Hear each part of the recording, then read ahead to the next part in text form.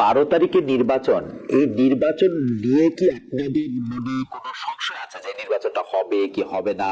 যেহেতু নৌকা নাই ব্যালটের নৌকা নাই, ব্যালটে ভোটও দেবে না আমাদের, কোনো নেতা কর্মী ভোট দেবে না। আমরা ভোট দেবো কোথায়?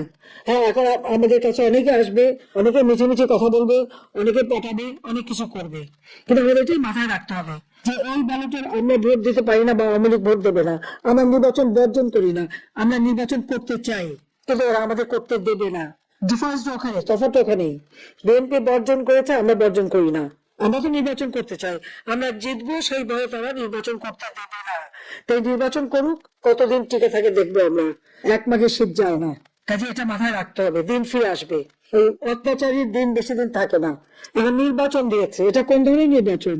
আওয়ামী লীগ আমলে নির্বাচনের প্রশ্ন তোলে। আমরা তো কোন দল নিষিদ্ধ করিনি নির্বাচন করতে পারবো না। বিএনপি কে কি আমরা নিষিদ্ধ করেছিলাম? আমরা নিষিদ্ধ করি নাই। বিএনপি নিজে ইলেকশন করেনি, কেন করেনি? এটা খুব স্পষ্ট। 2008-এ যে নির্বাচন, সেই নির্বাচন নিয়ে তো কেউ প্রশ্ন উঠাতে পারে না। সেই নির্বাচনের রেজাল্ট কি ছিল? আওয়ামী লীগ এককভাবে 48% ভোট পায়। 259 আসনে নির্বাচন করে, বাকি আসনগুলি আমরা শরিক দলকে দিয়ে দিই। 259 আসনে আমাদের নৌকা মার্কা নিয়ে আমরা ভোট করে 233টা আসন আমরা পেয়েছি। আর বিএনপি জামাতকে সাথে নিয়ে 20 দল ঐক্যজোট করে 300 আসনে নির্বাচন করে 32% ভোট পেয়েছিল, 30টা আসন পেয়েছিল। এই রেজাল্টের পর বিএনপি আর নির্বাচন করতে চায়নি। 2014 সালে আমি নিজে তো খালেদা জিয়াকে প্রস্তাব রেখেছিলাম, পার্লামেন্টের যে কটা নির্বাচিত প্রতিনিধি আছে সকলকে নিয়ে নির্বাচনকালীন সরকার গঠন করে আসলে আমরা নির্বাচন করাতে যে মন্ত্রণালয় চান সেই মন্ত্রণালয়ে দিব।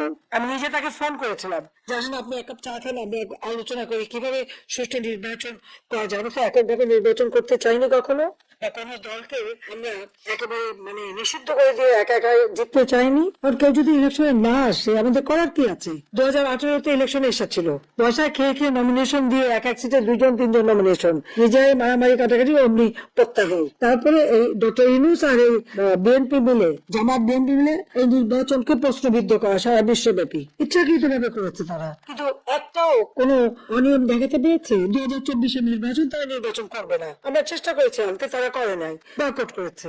আওয়ামী লীগ নির্বাচন করে বেরিয়ে এসেছে, এই নির্বাচন নিয়ে যে প্রশ্ন করে আজ পর্যন্ত দেখাতে পেরেছে যে এই নির্বাচনে একটা অনিয়ম হয়েছে বা কোনো একটা নির্বাচন কেন্দ্রে খুনোখুনি হয়েছে বা কোথাও মারামারি, কিছু তো দেখাতে পারবে না। কিন্তু অভিযোগ আছে এবং ইন্ডাস্ট্রির টাকা আছে, পয়সা আছে, সেই পয়সা দিয়ে সারা বিশ্বব্যাপী অপপ্রচার করে যাচ্ছে। কিন্তু আজকে যে নির্বাচন, কেন আওয়ামী লীগকে নিষিদ্ধ করা হলো? আওয়ামী লীগ কেন ইলেকশন করতে পারবে না? কেন আমাদের নৌকা থাকবে না? তার কারণটা খুব স্পষ্ট।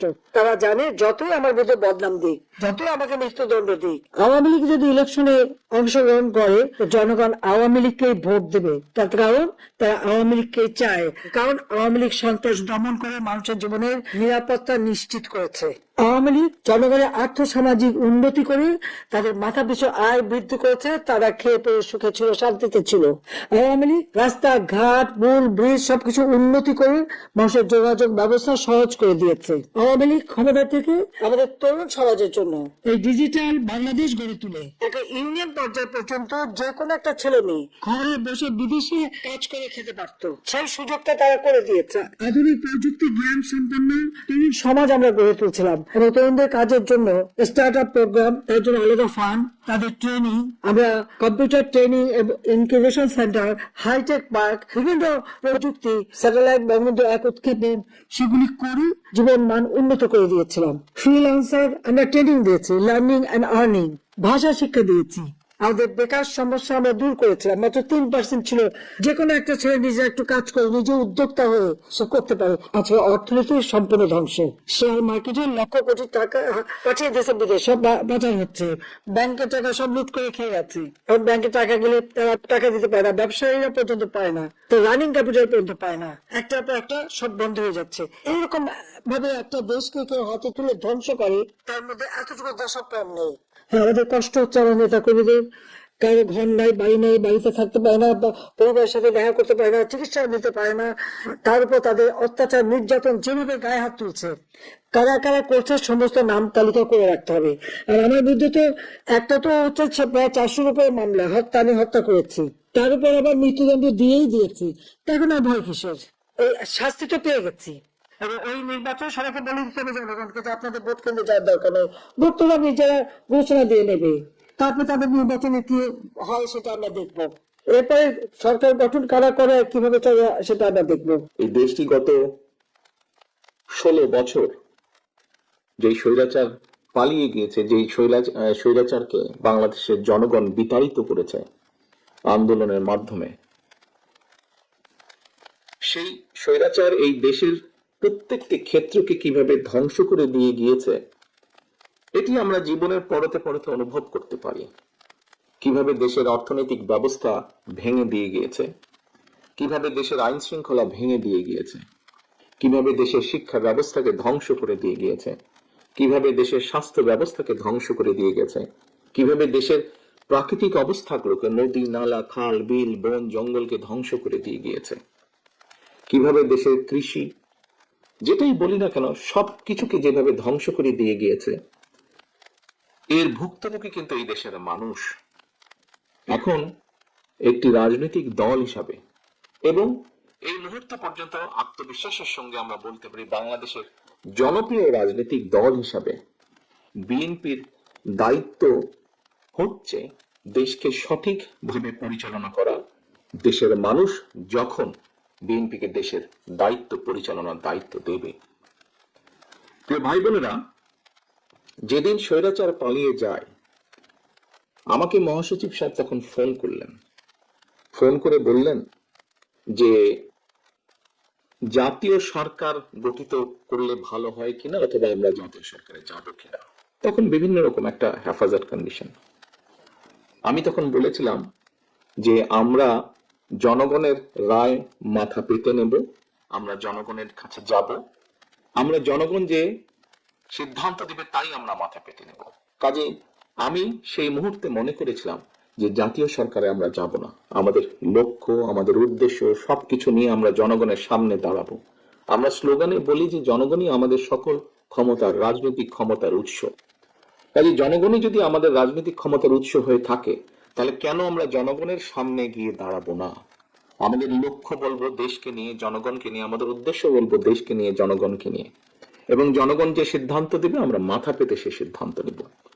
প্রিয় ভাই বোনেরা, তোমাদের নিশ্চয়ই মনে আছে আজকে থেকে প্রায় 3 বছর আগে বাংলাদেশে তখনও স্বৈরাচার বিপুল দাপটে এই দেশকে, দেশের মানুষের বাক স্বাধীনতার গলা টিপে রেখেছে, দেশের মানুষের রাজনৈতিক অধিকারের গলা টিপে রেখেছে। কিন্তু সেই রক্তচক্ষুকে উপেক্ষা করে আমরা দেশের মানুষের সামনে সংস্কার প্রস্তাব দিয়েছিলাম, যেটি 31 দফা হিসেবে পরিচিত সকলের কাছে, তাই নয়? মনে আছে নিশ্চয়ই তোমাদের। এই 31 দফার মধ্যে তোমরা 31 দফা মানুষের কাছে নিয়ে গিয়েছ। আজকে আমরা 31 দফার ভেতর থেকে বিভিন্ন শ্রেণীর মানুষের কিভাবে আমরা ভাগ্যের পরিবর্তন ঘটাতে পারি সংক্ষেপে তোমাদের সামনে আজকে 8টি সাবজেক্ট উপস্থাপন করা হয়েছে। এর মধ্যে আছে, এখানে এক বোন বলেছে সে ক্ষুদ্র জনগোষ্ঠীর প্রতিনিধিত্ব হিসেবে বলেছে, তার প্রশ্নটি অন্যরকম ছিল। অন্যান্য অনেকেই বলেছে, শিক্ষা নিয়ে বলেছে, অনেক কিছু নিয়ে বলেছে। দেখো, বাংলাদেশ যখন 1971 সালে স্বাধীন হয়, সেই স্বাধীনতা যুদ্ধে লক্ষ লক্ষ মানুষ যুদ্ধ করেছে, লক্ষ লক্ষ মানুষ প্রাণ দিয়েছে যুদ্ধে।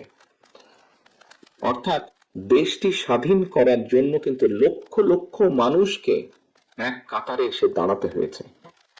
আজকে আমরা দেশ গড়ার পরিকল্পনা, এই কাজটি যদি আমাদেরকে সফল করতে হয়, সারাদিন যে সকল বিষয় নিয়ে তোমরা আলোচনা করলে, এই কাজগুলোকে নিয়ে যদি আমাদের সফল করতে হয়, অর্থাৎ দেশকে যদি সামনে নিয়ে যেতে হয়, মানুষকে যদি তার অবস্থান পরিবর্তন করে ভালো অবস্থানে নিতে হয়, তাহলে আমাদের সকলকে কাঁধে কাঁধ মিলিয়ে কাজ করতে হবে। আমি গত 5ই আগস্টের পর থেকে আমি গত প্রায় 1 বছরের বেশি সময় ধরে বলে আসছি যে আমাদের সামনের সময়গুলো কিন্তু খুব ভালো নয়, সামনে অনেক কঠিন সময়ে অপেক্ষা করছে আমাদের জন্য। বিভিন্ন ভাবে বিভিন্ন রকম ষড়যন্ত্র বিভিন্ন জায়গায় হচ্ছে। এই ষড়যন্ত্র রুখে দিতে পারে এই দেশের জনগণ, এবং এই ষড়যন্ত্র জনগণকে নিয়ে সাথে রুখে দিতে পারে বিএনপি, বাংলাদেশ জাতীয়তাবাদী দল। এই ষড়যন্ত্র রুখে দেবার একমাত্র উপায় হচ্ছে গণতন্ত্র, গণতন্ত্র এবং গণতন্ত্র।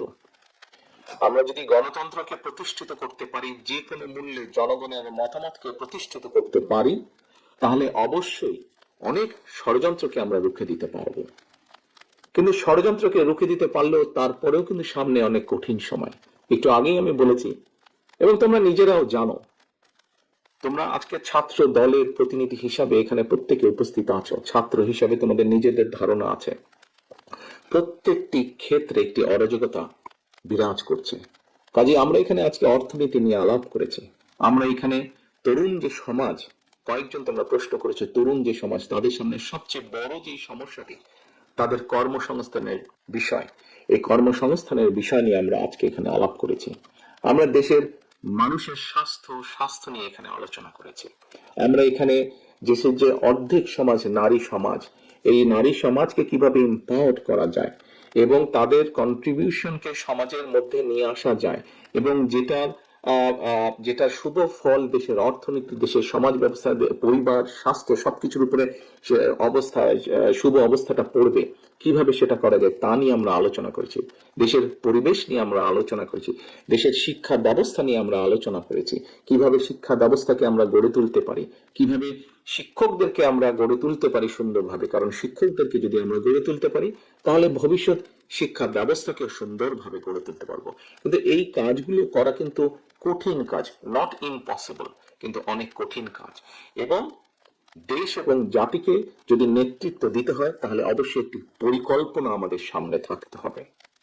প্রিয় ভাই বোনেরা, তোমরা আজকে যখন এই হলে এসে বসেছো, তোমাদের আলোচনা শুরু হয়েছে, তোমাদের আলোচনা শুরু হওয়ার সময় তোমাদেরকে প্রত্যেকে একটা করে ফোল্ডার দেওয়া হয়েছে, এবং কিছুক্ষণ পরে, খুব সম্ভবত লাঞ্চের পরে, তোমাদের সকলকে আলাদা আবার হাতে হাতে একটা লিফলেট দেওয়া হয়েছে না তোমাদের? সেই লিফলেটের মধ্যে কি আছে, সেই লিফলেটের মধ্যে কি আছে আমি বলছি। আলাদা একটি লিফলেট তোমাদেরকে দেওয়া হয়েছে। এখানে সোহেল, আজকে যে অনুষ্ঠান পরিচালনা করছে আমাদের জয়েন্ট সেক্রেটারি সোহেল, তার বক্তব্যে সোহেল কিন্তু একটি গুরুত্বপূর্ণ কথা বলেছেন। আমি ব্যক্তিগতভাবে বিশ্বাস করি একটি বিষয়, আমরা যতগুলো পরিকল্পনা নিয়েছি, এই পরিকল্পনাগুলোকে সফল করতে হলে যেরকম আমাদের যোগ্য ব্যক্তিদেরকে বিভিন্ন জায়গায় দায়িত্ব দিতে হবে, কিন্তু তার থেকে দুইটি বড় ইম্পর্টেন্ট বিষয় আছে, যেই দুইটি বিষয়কে যে কোনো মূল্যে আমাদেরকে অ্যাড্রেস করতে হবে।